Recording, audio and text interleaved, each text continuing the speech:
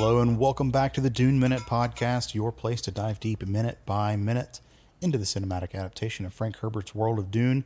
I am one of your hosts, Zach. And I'm John. And John, I think we have a little bit of a special episode today. Well, we teased it yesterday. This is the almost full Chani Minute podcast. It is. It's a little bit of a secondary reason why this is a little bit of a special. Is this the one? Is this our 300th episode? This is our 300th episode, buddy. I knew it was coming up. I didn't know if it was this one or tomorrow's. That's why I panic checked. Oh God! Oh God! Oh man! Oh God! Oh, in between recordings, because I had to make sure. Yes, this is fucking episode 139 of season 2. So if you take into account season 1, talking about minute 138 through 139. Talking about minute 138, of course, yes. But if you take into account for all of the movie 1 and our summer schools and every other episode that we've released in between then. All the prophecy stuff. This is our 300th episode being released. Whoa, that's a lot of Dune Minute. Congratulations, bud. Oh. Normally we have statistics to share, but I didn't prepare any, so... I can pull some up real quick. Give me 1 second. I'm panicking. Oh, God. It's not... Oh, God. Oh. Okay. And recently, we've had a pretty large population of listeners in Sweden. Nice. Shout out to our Swedes. They're actually our most, our sweethearts. All right. This episode's over. All right. It was a quick one. No, the Swedes are our most active, I would say, listeners, at least as of late. So shout out to all of our Swedes.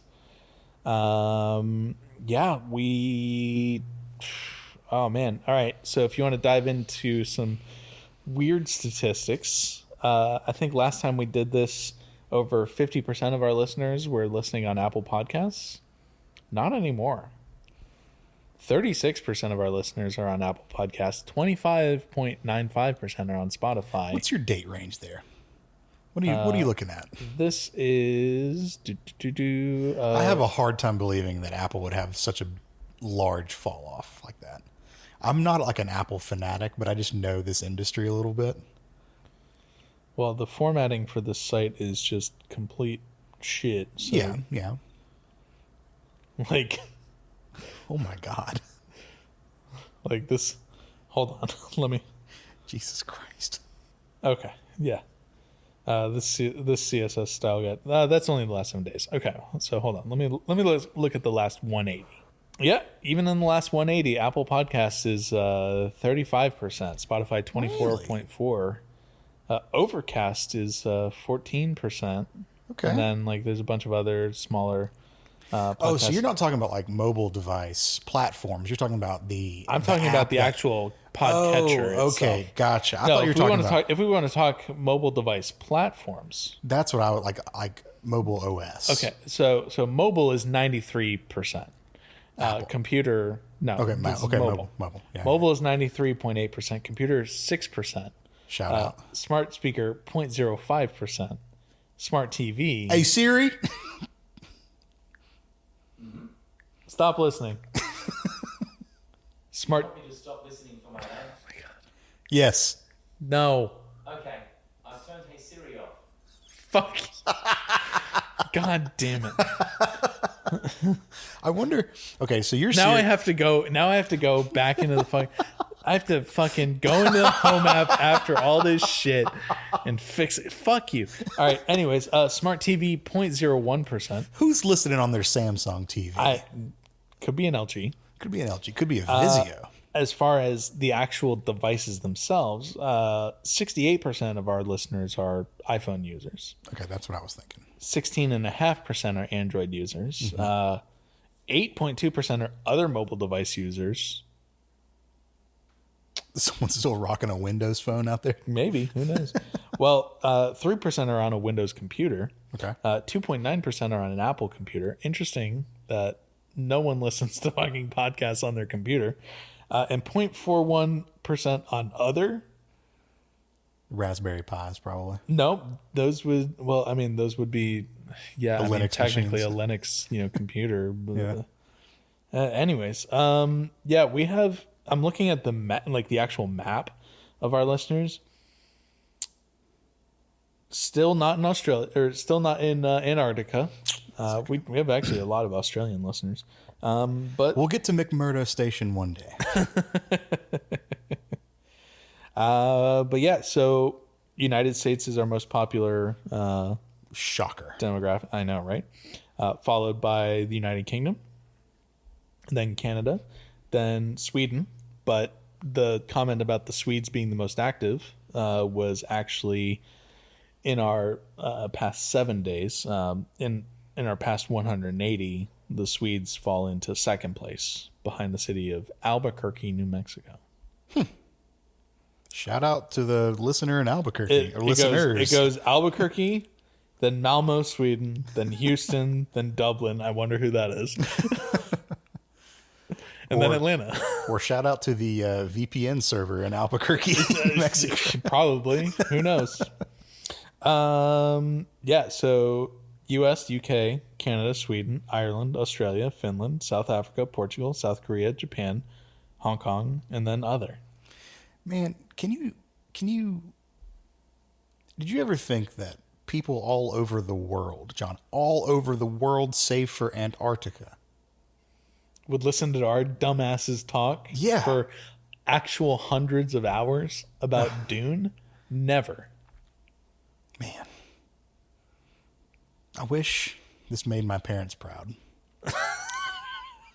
So we're talking about No, my mom, unprompted, called me and said that she was proud of me the other day, and it was very nice.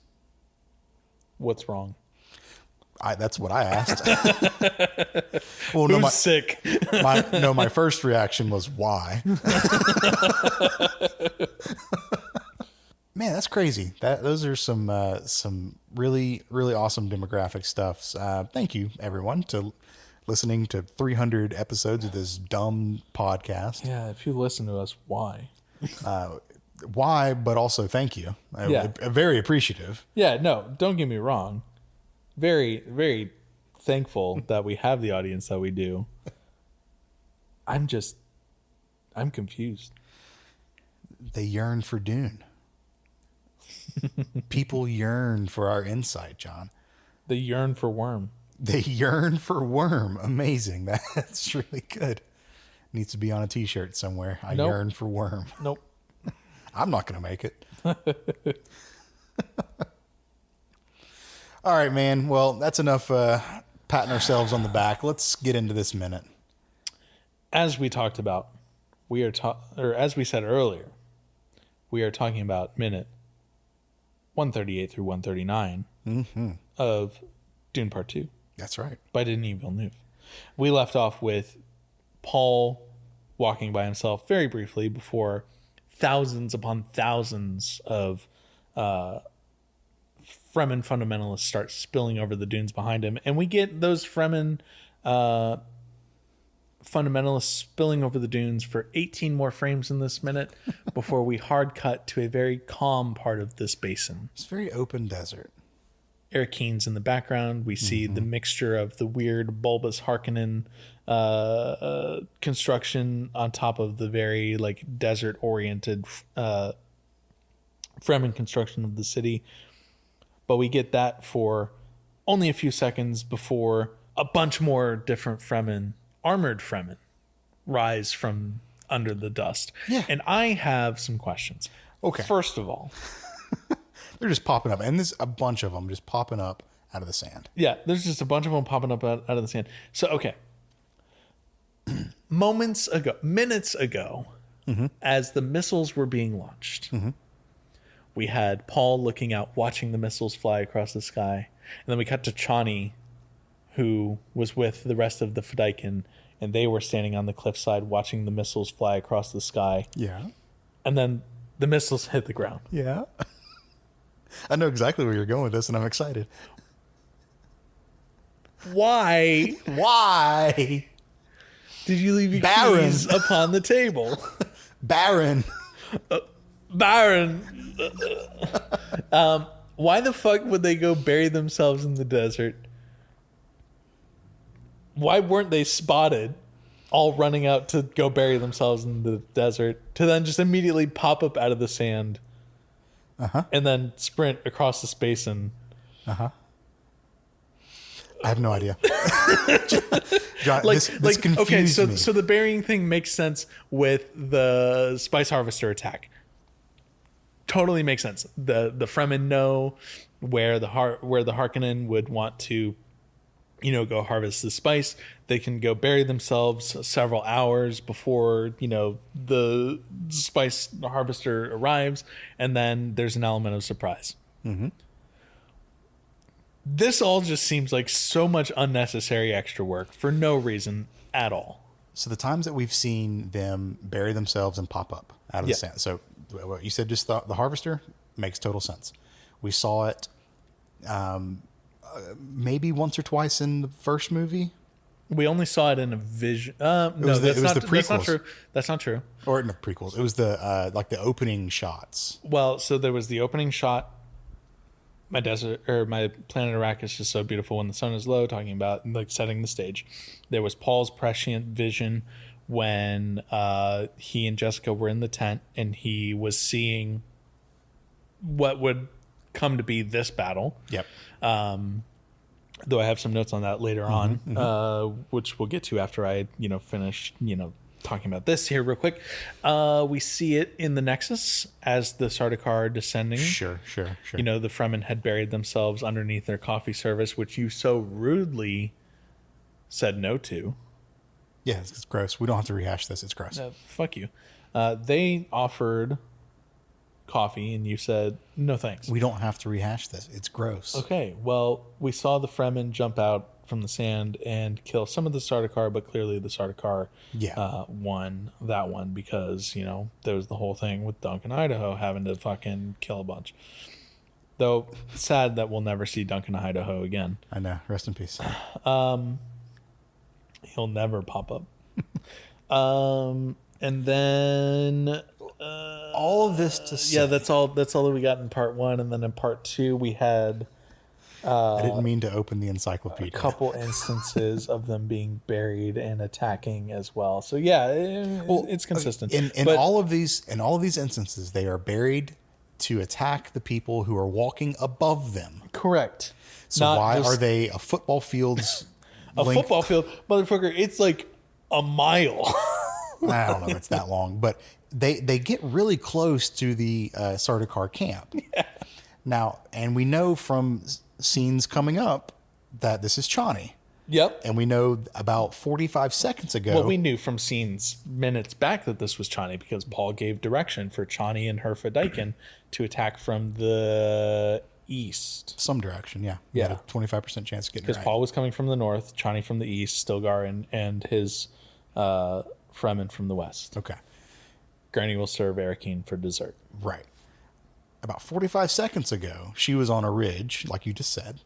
No, it's more than 45. This was about, let's see. It was on Friday's Minute. Okay, last week. The point that I'm getting at, I'm just going to keep us trucking here. Okay. The point that I'm getting at is what you just said was how the fuck did they get so close without being detected? Now, I think I have a headcanon way of Did them. they get into the sand and then snake their way? They maybe used one of those sand impactors. I'm a snake. Sneaky snake. I think they sneaky snaked their way through the sand with the sand compactor. But you would have seen the fucking sand off in the distance being all like jumpy and shit. Maybe they went deep and then just came back up. So they're mole people. I mean, you saw where they lived, so kinda, yeah. Damn, bitch, you live like this. You saw we've seen the siege, so I mean that's not an unreasonable conclusion. It's a little bit derogatory, you know what? The sand compactor thing actually does make sense. Yeah, that's how they buried the tents. Yeah. Okay. Okay, I can get behind that. Yeah, but also, why would you jump out But why would you stop there? Yeah. Why not go actually underneath the Sardaukar camp? Because and this is just me thinking about the tactical advantages of popping out of the dirt. Yeah, right? you want to catch them by surprise. You want to basically flank them. Yeah, and not doing this, not give them time to prepare for you, like doing a medieval battle style rush up. I can only just imagine the scene with Lancelot from Monty Python and the Holy Grail as he's like running up to the castle, exactly. and then just like. And it's just like the same clip over and over until he finally gets there and just like takes him by surprise. He stabs the one guard and the other one's like, "Hey." That's exactly what I feel like is happening here. Yeah. So why stop there? Also, how good are these sand compactors where they can tunnel their way this far, because it looks like a pretty fucking far distance. Yeah. In about a minute and a half. Oh, we saw how good the sand compactor was in part 1. Okay, so maybe they just like hold it out and it creates a tunnel, and they just walk through it. I don't know, man. But they're spaced so far apart that each Fremen would have to have their own sand compactor. Sand compactor. Yeah. I don't know, man. This whole part is really stretching credulity. I watched this and I was like, what? Like, even in the theater, I was just like, huh? It doesn't make sense where they popped out, like where they, unless they had initially, maybe, and this is unsubstantiated headcanon. Okay. Maybe the Sardaukar were at this point to where they would pop up directly underneath them, and they saw the worm attack and they all like contracted back into the camp. So the Fremen who were under the sand were just like, all right, fuck it, I guess we got to just go now. And no, because like even when we had the opening scene at the start of this minute, they were still hard in formation there, and they wouldn't have contracted towards the camp because they would have wanted to continue running away from the worms. So the ones on the far side that Chani would be attacking would be running towards where Chani and all of her people were. But that's true. I don't know. It's very strange. I think they just wanted to show that this is something they can still do. Okay. And when I say they, I mean the filmmakers. Sure. Yeah. Because it does look cool. It looks fucking cool. We love seeing them pop out of the sand, but it makes no sense for them to do it where they did it. Yeah. Anyways. Anyway, okay. So a couple minutes ago. Sorry, a couple episodes ago, maybe last episode, I said that there's some funny CGI here. The funny CGI happens in this like rush to meet the Sardaukar. Yeah. If you watch any of the individual Fremen who are running across, it is clearly just like a 2 or 3 second loop of a person running. Yeah. And then some of them have clearly like glitches where they start their run again. I was gonna see if you noticed that as well. It's so funny. Yeah. And some of them are running so erratically. It's just like it's like a what is that video game QWOP? Yeah. It almost looks like a QWOP person running.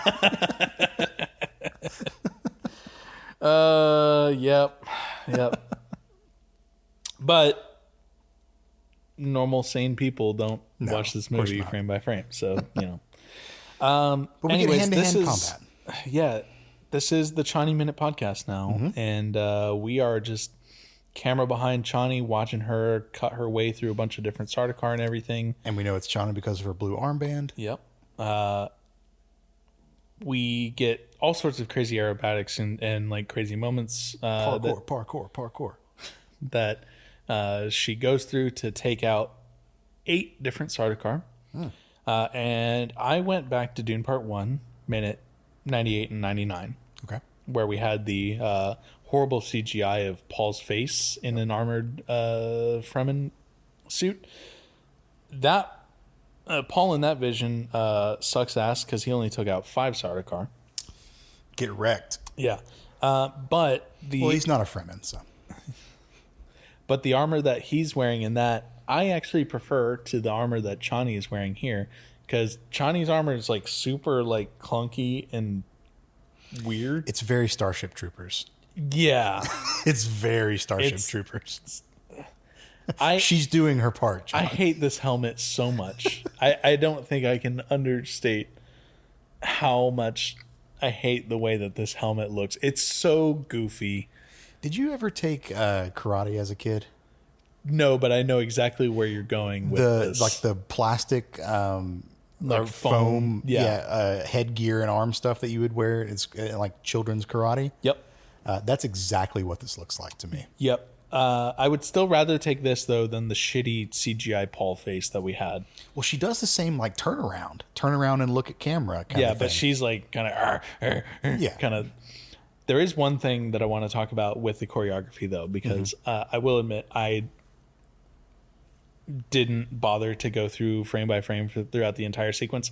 But the last Sardaukar that we see her kill, she does like a kick flip, kicks him in the side of the head, and she goes to like stab him with her right arm. He grabs her right elbow, Yeah. so that arm can't move.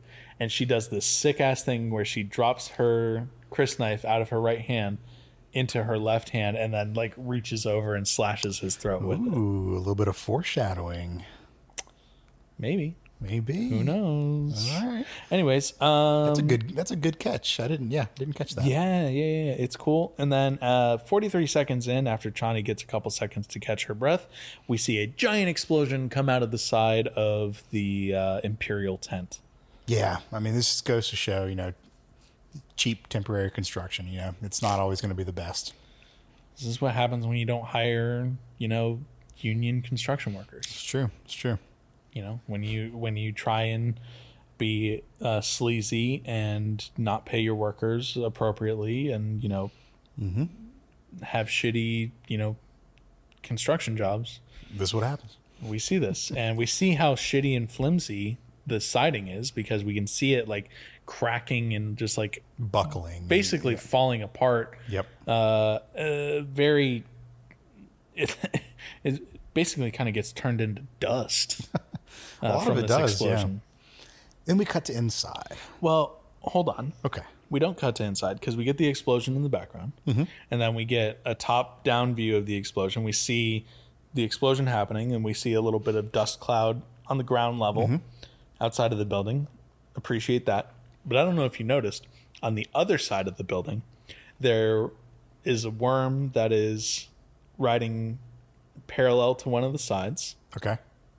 And then perpendicular to that worm is another worm that like breaches up out of the sand, and it basically like flops down on a bunch of ships and stuff. And it looks like when you watch a whale kind of like breach out of the water and just like smack it super hard. It's basically that motion. But it's really funny because you just see this worm just go like up, and it's just like bam.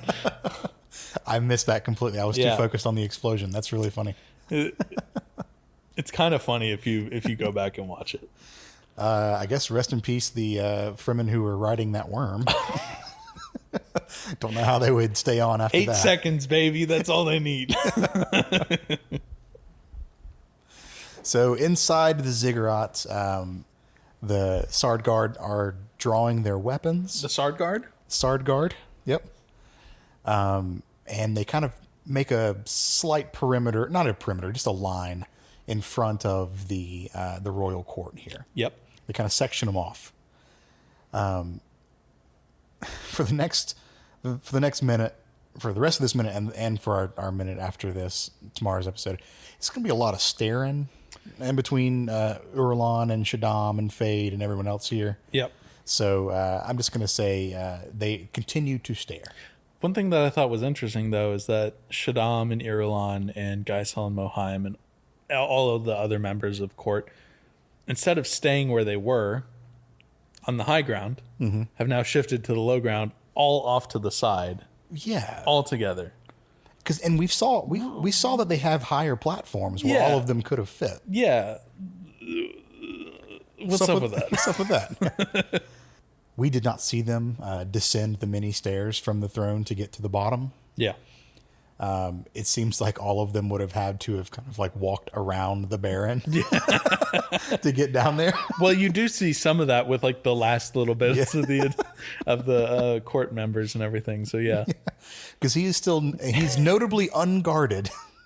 Just face down. He's face down on the stairs, just writhing.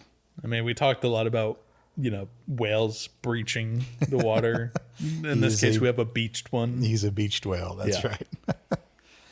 The Bashar steps. A beached whale and a moo. Yep. Yeah. Bashar steps forward, and then we cut to the very beginning of a Baron wheeze. Yeah. And we get the top of his head, and then the start of a. Yeah. Yep. And that is where our minute ends. Guess we'll have to come back tomorrow and figure out what they're staring at. I want to do that. Let's do that. Okay, let's do that. Until tomorrow, though, you can find the Dune Minute online. We are on Blue Sky at duneminute.com, and you can email duneminute@gmail.com to get in touch with us that way. We're going to wrap this week up on tomorrow's episode, and we'll see you then. See ya.